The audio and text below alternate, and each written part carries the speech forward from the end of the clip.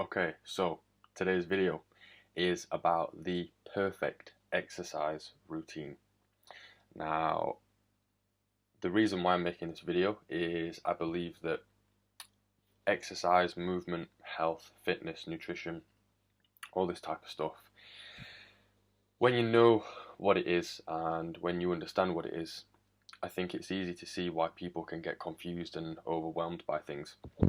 I think that one thing that people tend to struggle with is they always aim for this perfect routine or the perfect kind of exercise plan or the actual exercises that they're going to be doing, when they're going to be doing them, how long should you do it for, when should you do it, what type of exercises should you do, are you doing too much, not enough, and it can get quite a lot.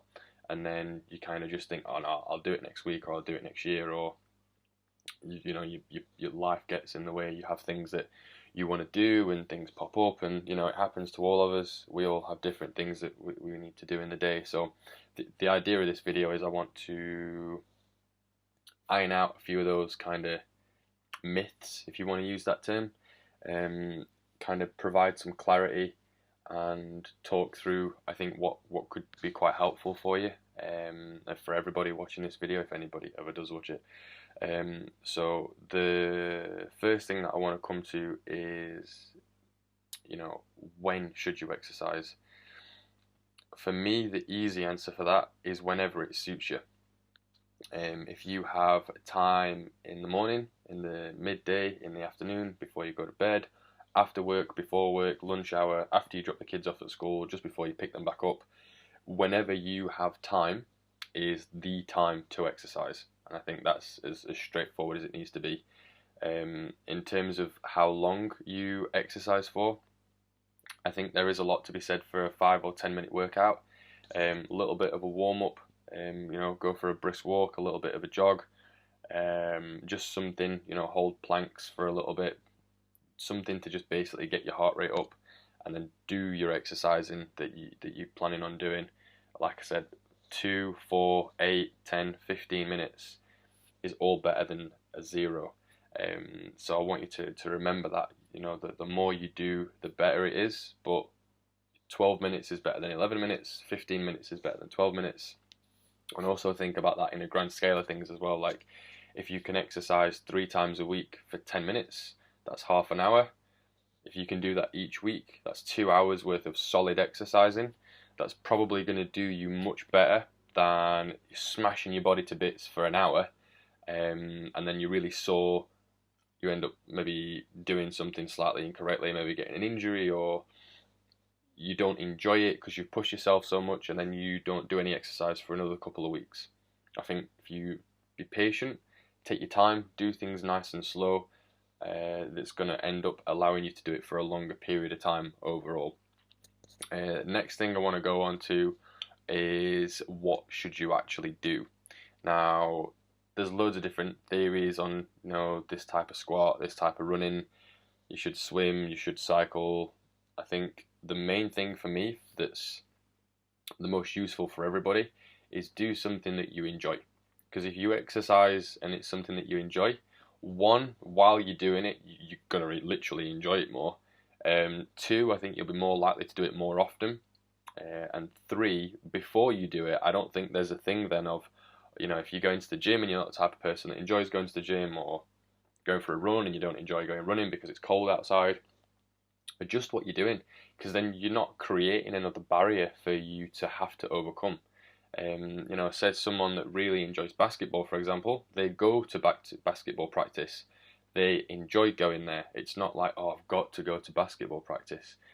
Someone that really enjoys walking their dog, exactly the same. They get to go out and do it. Yeah, sometimes it might be an off day, it's raining outside, but for exercise, you can adjust. I think you need to be flexible in how you do it, but understand that you need to stay disciplined in the fact that you want to do something.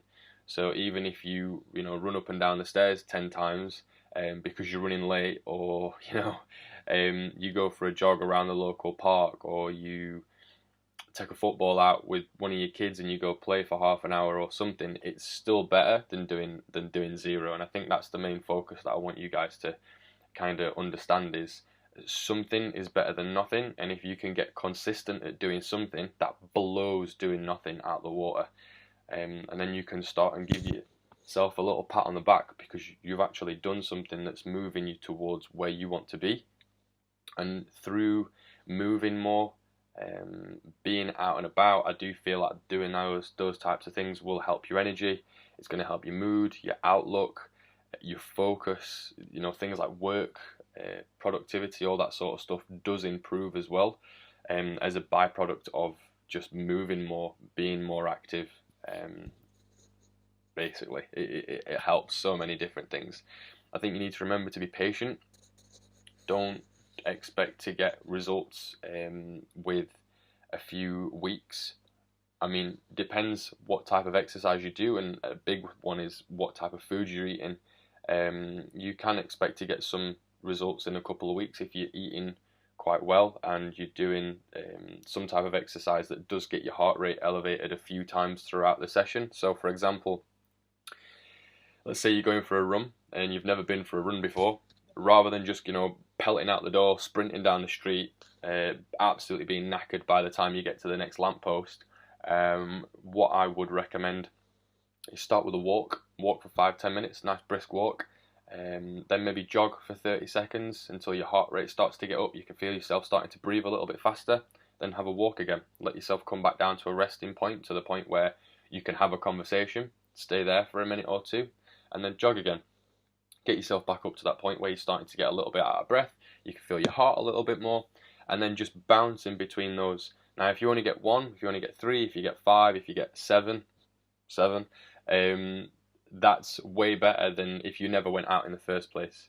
And this is the type of mindset that I think you should try and start to develop within exercise. Think about it's something that's going to allow you to age better, you're going to be able to move better for longer, enjoy your life more. You're not going to be achy as you get in and out of chairs.